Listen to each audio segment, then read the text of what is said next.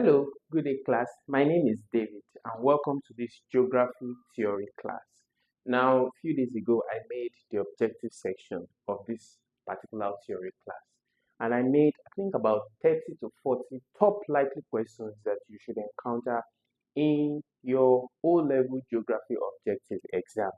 Meaning that these questions, you'll find them in exams, primarily exams like GCE, WAEC, NECO, even the O-level category, which will still include JUPEB, NACTEB, and the likes like that. Do not be bothered by the names of this exam. Most times the questions are often the same, just wordings that are changed.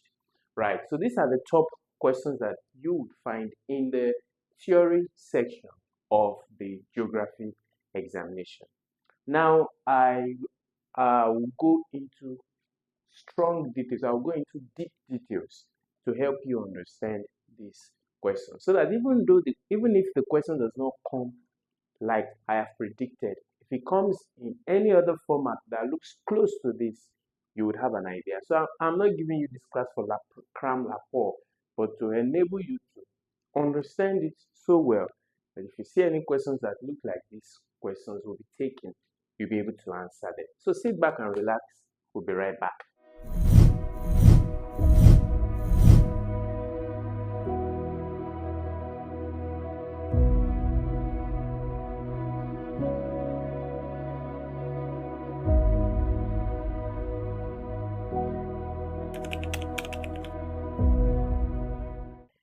Now, welcome back. Once again, my name is David, and to assist me make in-depth explanation of the questions I have, I'll be using my laptop where I've pointed some notes so that I don't forget anything. Yeah. So let's go into these questions. Question 1: describe the process of chemical weathering. What's chemical weathering? And explain 4 factors that influence its intensity. Okay, this just simply means influence its rate, the rate of chemical weathering, how fast it occurs. Yes, so the first, we have 2 questions there. Now, if you only explain the process and you didn't explain the factors that causes the process to be fast, that increases the rate of the process, you'll be given half mark. So you want to explain the definition of chemical weathering, and then you want to give the factors that causes that to happen. All right. So here, what is chemical weathering? It's simply the breakdown or the composition of rocks by chemical reactions that alter the mineral inside the rock. So the breakdown of rock by several chemical reactions. Some of those reactions will include water, oxygen, carbon dioxide, organic acid. They react with materials and form soft substances inside the rock that at the end of the day gets the rock to be weak and break down. So that's what weakens the rock. Composition of, or the chemical composition, chemical reaction of wind, water, carbon dioxide, all work together, form clay particles that softens the rock, that causes the rock to crack, and then the rock gets weaker over time. So what are some factors that causes, now that we've explained what chemical weathering is, what are the factors that influence the rate at which chemical weathering can occur to rocks? Then the first one, of course, as we have mentioned, I mentioned wind, I mentioned water. So the climate, the rate of rainfall, the climate of a particular area can cause it to be faster or slower. So you have temperature and rainfall, very important, especially if there is a lot of heat and then there is break, and there is rainfall, and then there is a lot of high temperature of the sunlight, and then there is rainfall again. The rocks would break down really faster as opposed to a long time when there's just sun, or a long time when there's just rain. Okay, so factors affecting chemical weathering, you have climate. So don't forget that you have climate. And when you talk about climate, you are talking about the things that happen in the atmosphere. You're talking about the temperature, you're talking about water, the rainfall. And then you have the mineral composition that are inside the rock itself.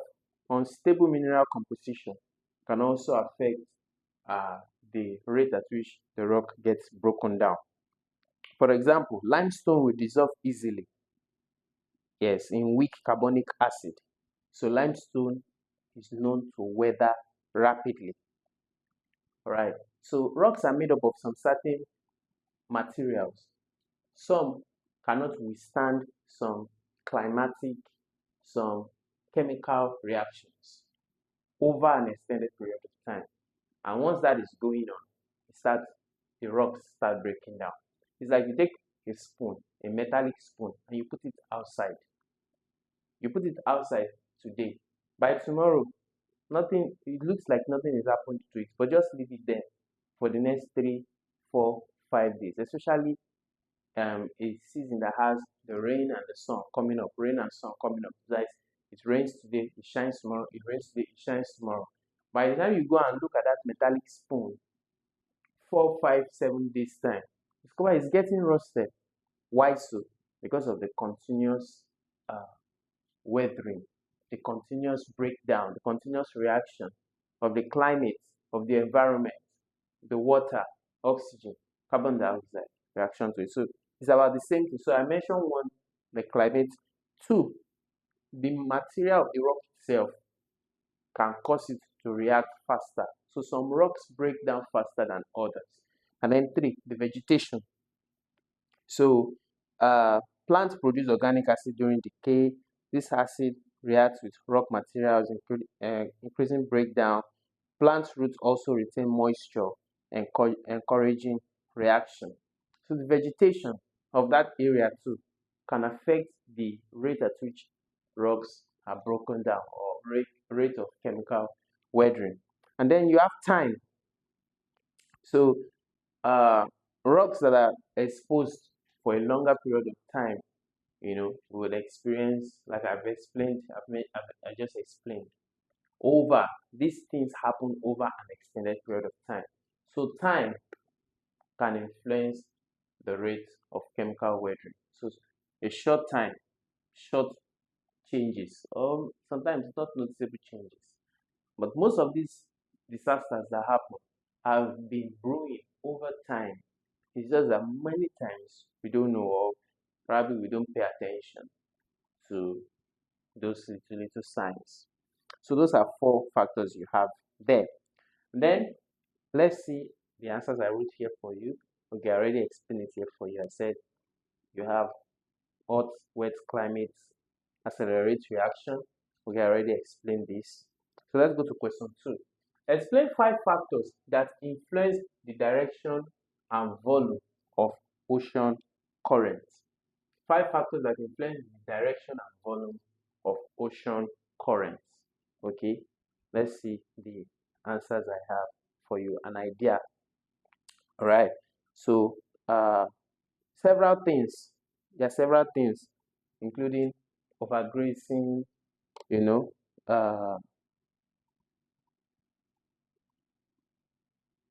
sorry, please make sure you cut this sentence. Okay, several factors that influences the, okay,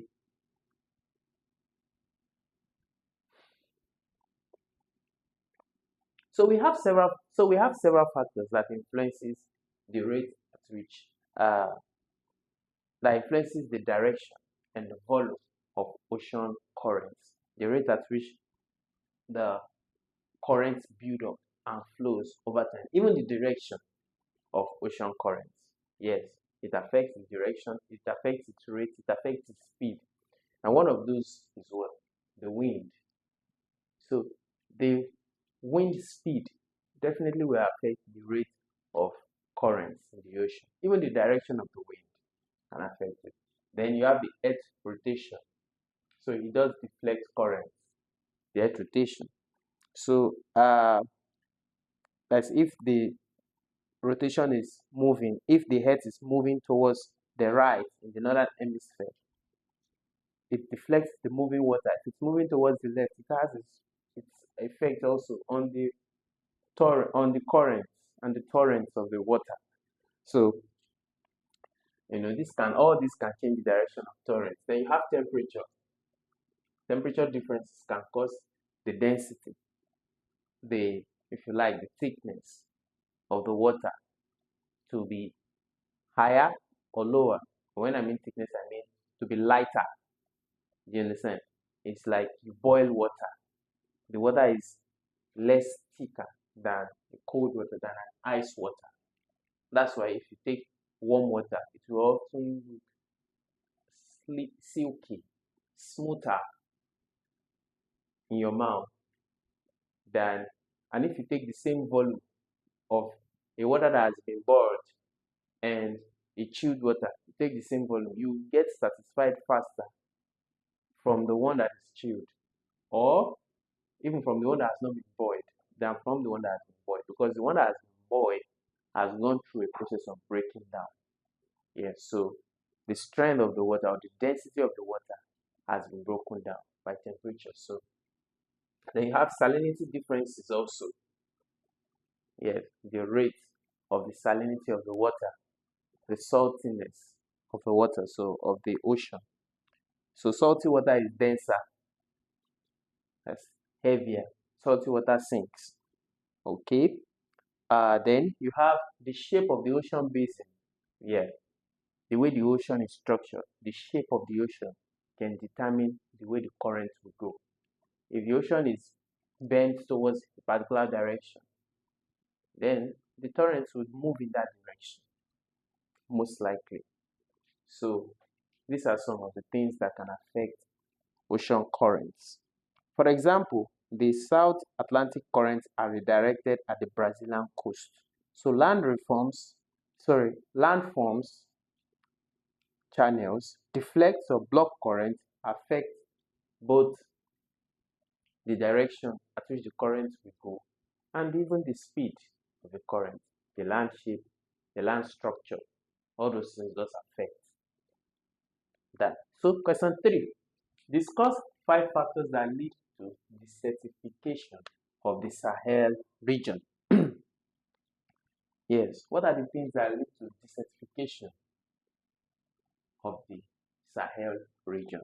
What is desertification? You can see desert or desertification. What is desert? To leave a place, to quit a place. A deserted place is a place where not much is happening. Okay, animals and human beings are not there. Okay, there are less activities going on there. So what are 5 factors that causes it in the Sahel region? You know, the Sahel region is the grassy region. So let's see some of the answers we have for you. Overgrazing. So overgrazing by livestock, obviously. So the more livestock are feeding on the grasses, if they do not go to other places, leave the land for a period of time for the grasses to come up again, then there will be desertification. And if there happens to be like strong winds or strong or certain shocking storm, rainfall, flood, the region will be in big trouble because all the top layers will be washed out, right? So overgrazing by livestock, deforestation for fuel wood. This is what is happening today, and that's why when you read the news, you see many of these places that were not affected by flood before, they are now getting affected because all the big trees that should have acted as windbreak, water break, are now being felled and used as timbers for your house. So deforestation for fuel wood, even for shelter. Prolonged drought due to climate change. Yeah, prolonged drought, no rainfall in that area can affect the rate at which grasses survive or spring up. Poor farming practices that expose soil. Yes, there are certain practices that you use that protect the soil from harsh climatic condition. And then population pressure and land overuse. As we mentioned before, this is under land overuse. So, and population pressure, when a lot of people are, on a small space, large amount of people are struggling for small space. Even probably large amount of animals are struggling for small space. So these are things that affect the lead to desertification, affect the rate, the growth of crops and weeds in the Sahel region. It's not just Sahel region, just about every grassland region. Okay, question 4. Explain 5 characteristics of a tropical continental climate. A tropical continental climate. Now let's see some ideas I've noted for you. 5 features. 1. Very high temperatures in the dry season. So tropical climates experience high temperature in the dry season. 2. Low annual rainfall. Yes, that's another characteristic. Rate of rainfall per year is lower. Alright, now give me some examples in the comment section. At least 2 examples. 2 places in Nigeria that is experiencing tropical climates.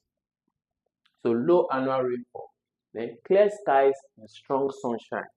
The sun there is often hot. Okay, and then large diurnal temperature range. Yes, temperature there is high. Then harmattan winds in the dry season. Yes, those who are in the south, like in Lagos, Ogun State, you think that they are really feeling harmattan. No, there are some other places in this country, which of course when you go to the study on that little assignment I've given you, you'll find out now. So you can answer in the comment section. I don't want to mention. So where during the harmattan season, it's a serious one. Some of them even have to relocate to the rainforest region, okay, so as to be shielded from harsh weather conditions. So these are like some characteristics of tropical climates, of tropical continental climates. Good. And then next question now. State and explain 5 factors that affect the distribution of population in West Africa.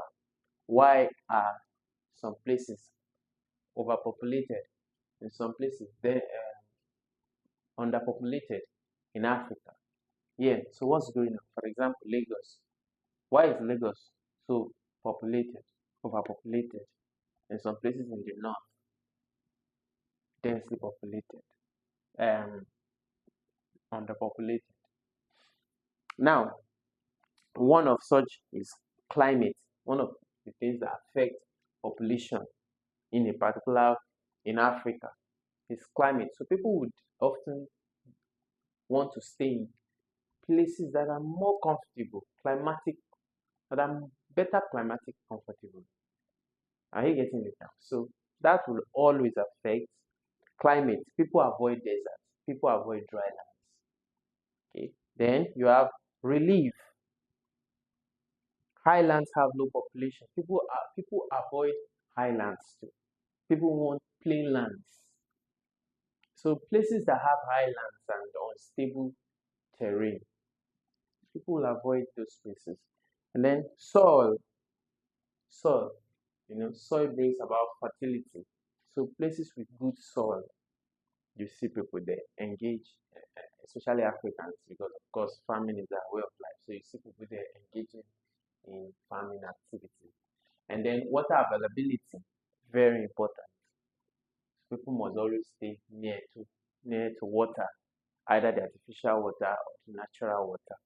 Then you have economic activity. So people like to stay around towns and active villages because of course there are a lot of opportunities that come with doing so. So these are some 5 answers. You put this in your answer booklet, you won't be wrong. Yeah, and then question 6. Identify 5 problems facing transportation in tropical Africa and explain them. You can see identify and explain, list and explain. Alright, so list and explain 5 problems affecting transportation in tropical Africa and explain each of them. Now let's see some of those problems. You have poor road network. Yes, it's affecting transportation. Bad roads. I think that should be one of Africa's biggest problems. Bad roads. So never forget that once you get African problem, bad roads, poor infrastructure. So inadequate maintenance culture. Isn't that terrible? Inadequate maintenance culture is affecting transportation. So even when the roads are done, the roads are not maintained. They are not maintained, so they would often break down with time. Difficult terrain. Yes, we have this challenge too. It's not just Africa. I think about every place has this challenge. So difficult terrain, then inconsistent government policies, high cost of construction materials. So these are some of there are so many others that affect. Climatic condition too. It's not there, but climatic condition does affect the road in tropical Africa. Yes, when it rains, yeah, it's a mess, right? So more problems. You have burglary and theft affecting tropical Africa. Yes, banditry. So that's some of them. And then question 7, discuss 5 economic importance of minerals in Africa. This is a very likely question that comes out often. 5 economic importance. What's the importance of minerals? We're talking about minerals, we're talking about natural minerals, earth minerals, not about soft drink. So what are 5 importance to the economy? That's what we need to take note of this. Economic importance means to the economy. And then you have 1. That's it. So even without giving you this is just to give you 1 or 2 ideas. So without giving you this, the first thing you need to do is understand the question. I think that's where most people fail. If you don't have idea of the question, you won't be able to attempt the answer. So you want to have an idea of a question. You can't know everything. So that one is certain. And you should not compare yourself with those who kill it academically. Not everybody has the same mental power. Not everybody would, not everybody was created to be academics and be geniuses. Okay? So doesn't mean you shouldn't push yourself, but at the same time, you know what works for you and you stick to it. So here were we again? 5 economic importance of minerals in Africa. So what does all these natural minerals, what does it do for us? The gold we have, the crude oil we have, what is its benefit to Africans? So, of course, foreign exchange, we sell and make money. Development, provision of raw material, we make raw materials from there. We even make finished goods from there. Then, employment generation, yes, it creates jobs. Development of infrastructures, it makes our country better. We are able to use those things to make our country better. Then, of course, foreign investment, there are so many more. So many more. Provides food security. Also, okay, increases our GDP. Also, all right. So there are so many. So these are just a few of them. Okay. Now, if you have continued with me on this video right up until question 7, it shows that you are enjoying it. If you are enjoying it, please make sure you smash the subscribe button so that you can get updates to this video, and hit the like button to show that, oh, this video is good content, quality content, and then YouTube will be able to push it to a larger audience of people. This is your own little contribution in helping this channel grow. Question 8. Explain 5 factors that influence climate in Africa. 5 factors that explains climatic conditions in Africa. Let's see some of them. One, the latitude. The latitude of the place. You know, the climatic condition of regions are different. There are regions in this country. In fact, there are cities, neighboring cities. One is experiencing high rainfall, the other is experiencing low rainfall. So latitude, yeah. What's latitude? That's the degree of a particular place, the degree relating to the Earth measurement of a particular place. So latitude does affect it. And then let me see some other little points I note here. So areas near the equator are hotter. Areas further from the equator are cooler. You see that now? Yes. Areas that are near the equator are hotter. Areas further cooler. So that is that. Just a fact. Then you have oceanic currents also.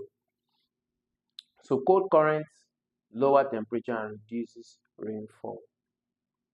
See.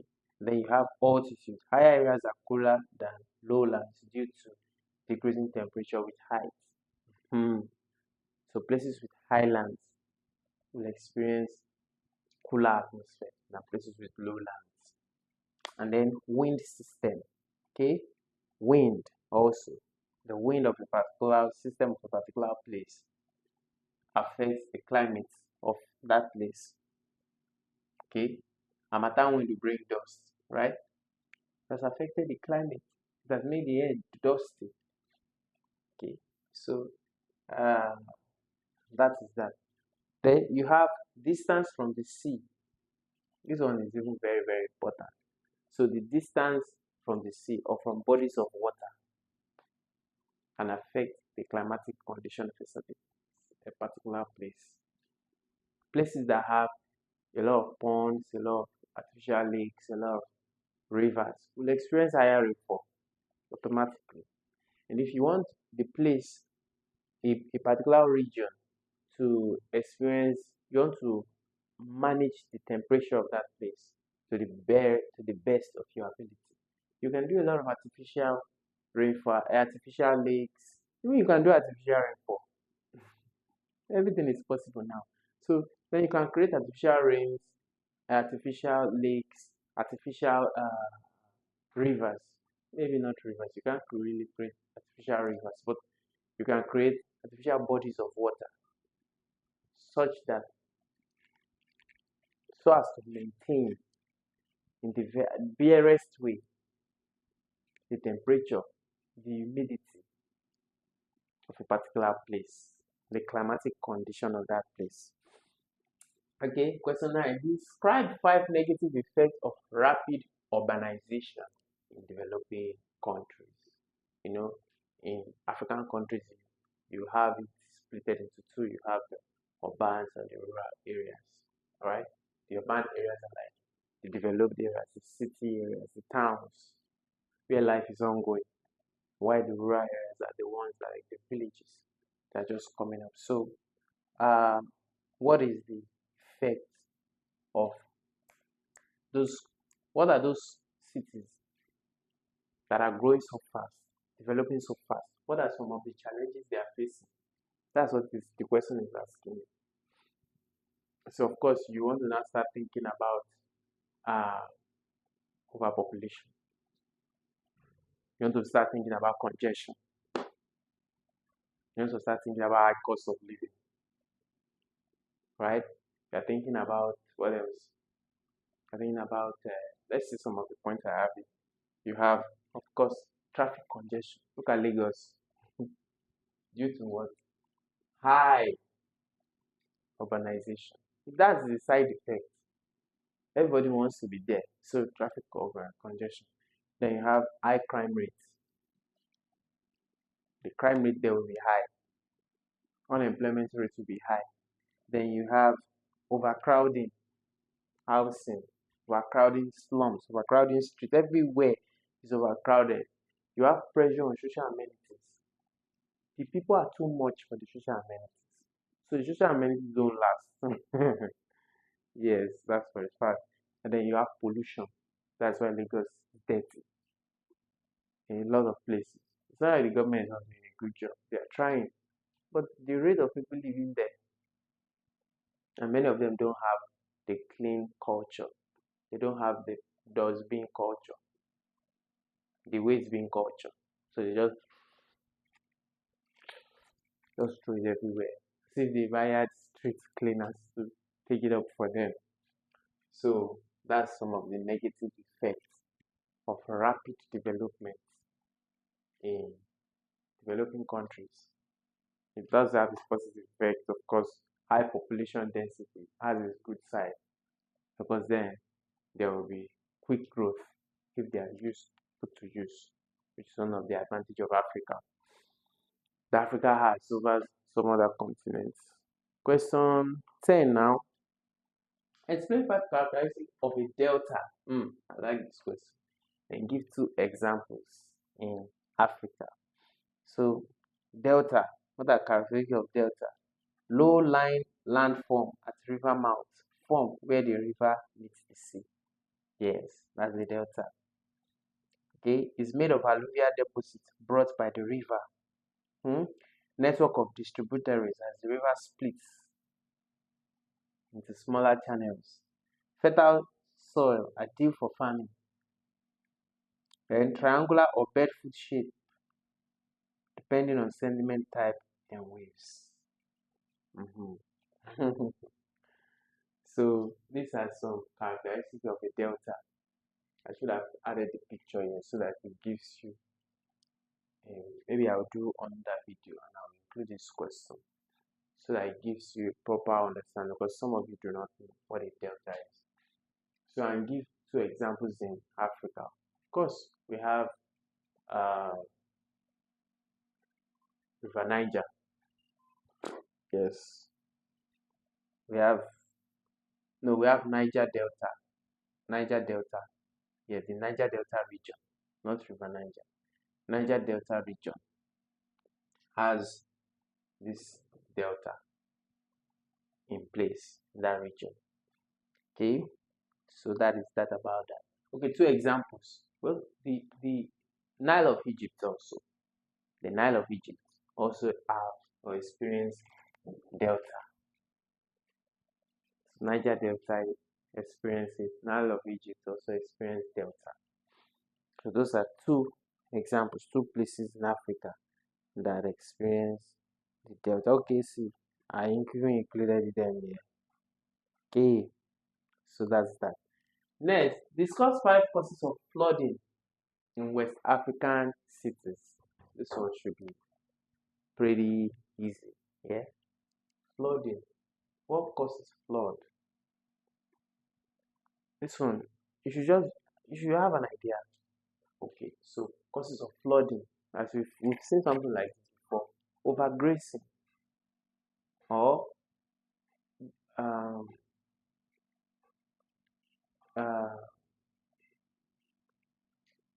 low planting of trees, deforestation. Yes, low planting of trees, to make way for structures, to make way for land use. Let me give you some examples before we now go into what I've written down. 5 causes of flooding. Once you have the idea, then you now know, you now look for the words to put it down. Another idea is improper waste disposal. So you have people just dumping their waste, and so all the drainages are blocked. So it causes flooding because there are no ways for the water to go through, right? So what other causes of flooding do we have? I'm also thinking as I'm taking this class. What other causes of flooding do we have in West Africa? We don't have proper drainage systems. Yes, this is one big reason of flooding in African cities. No proper drainage system. So the government does road, no gutters for the waters to run through. And then you have so many poor land structure or poor land survey. Yeah, We do not pattern our buildings and construction to allow way for the water. So the water will find everywhere to go. It floods the streets, floods the city, floods everywhere because there's no proper planning, proper urbanization, no proper urbanization, or proper town planning causes flooding, causes erosion. Let's see some of what I have here for you. Oh, see, I already mentioned this. Block drainage system because of proper waste disposal, excessive rainfall, urbanization without planning, river overflow, poor waste management. So that's 5 top answers there. Once you can think it, you can write it. Once you can think it, you can write it, you can attempt it. The problem is why people fail exams is because they didn't have any idea at all. So that's why I'm giving you this to titillate. What's it called? Is it titillate your brains?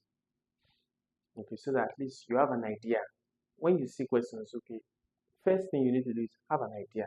What is it saying? First, break down the question to understand the question before you can now procure, give answers to it. Question 12 now. Explain 5 effects of soil erosion on agricultural productivity. 5 effects of soil erosion. Okay. What will soil erosion do to a farmland? Simple as that. What will soil erosion do to a farmland? What will it do to a city? An agricultural environment, what will it do? That's it now. That's what the question is asking. So if you wash away the topsoil, so loss of fertile topsoil, reduce water retention, okay, lower crop yield because of course the nutrients are washed off, exposure of roots to harsh climatic conditions, increase rehabilitation costs. Now you have to spend a lot of money to ensure that the crops grow well, fertilizer application, and to probably assist the soil with rich humus soil to ensure that the plant grows. Okay, 13, as we wind up, identify and explain 5 problems associated with air transportation in Africa. Air transportation. What are some of the problems? Those of you who travel by air, for those of us who travel by air, what are some of the problems you face at the airport? If you don't travel by air, you can also think about it. What are some problems they are likely to face at the airport? Okay, in Africa, which one of them I must tell you is poor technology, poor technological infrastructure. Many of the things we do in our airports are manual, so it's a big problem. That's why we cannot handle very big events like the World Cup. How would we be able to handle it? Would the airport be able to handle it? Yeah, so these are some of the problems. So it says identify and explain 5 problems associated with air transportation system in Africa. So you see, it says high operational costs, poor maintenance of aircraft, inadequate airport facility. In fact, some airport facilities are just poor, not even adequate. They are not adequate at all. So shortage of skilled personnel, harsh weather conditions, several others. But we just make do with this one. So at least this can help you have idea of how to put your answer. And then question 14. Next question. Describe 5 methods used in land survey and explain where each is appropriate. Now, after you have purchased the property, you need to do the land survey of that property to ensure that you are aligned with the architectural plan of that city and the government plan for the city. So what are some methods used in land survey? One, you have the chain tape survey, where you use your chain, or if you like the tape, okay, to measure and to survey the land, the area. You have compass, that's for large areas. Chain tape for small areas. Compass for large areas. Plane table survey, immediate plotting on the side.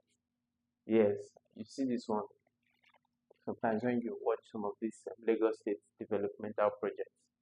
You see things like that going on. Theodolite survey, angles and distance. Photogrammetry, mapping large inaccessible region. That's when you use Google Maps, you use satellite images to capture and do proper planning of that area, of that region. So this is the one most people are at least they're aware of when you see people holding tape to measure the, yeah. So and then the last question. Wow, I enjoyed it. Oh, that's the last question. Yeah. I thought it was 15. So it's 14. So that's the last question. So these are some of the most likely questions that you would encounter for your GCE geography theory. And like I said earlier, don't brush these questions aside. They are very important. They were sieved from the many questions. And these questions you see in GCE, most likely you see in WAEC, NECO, most likely across board of all the O-level exams. So master them, understand them. Right. Thank you for watching. I will see you in the next video. Bye. Hi, I'm sure you enjoyed the content you just watched. To see more episodes as that, preparing you for your oncoming exams, smash the subscribe button on this channel right now and visit the playlist that we've made for you, covering over 50 type of different exams, including JAMB, WAEC, Kakao,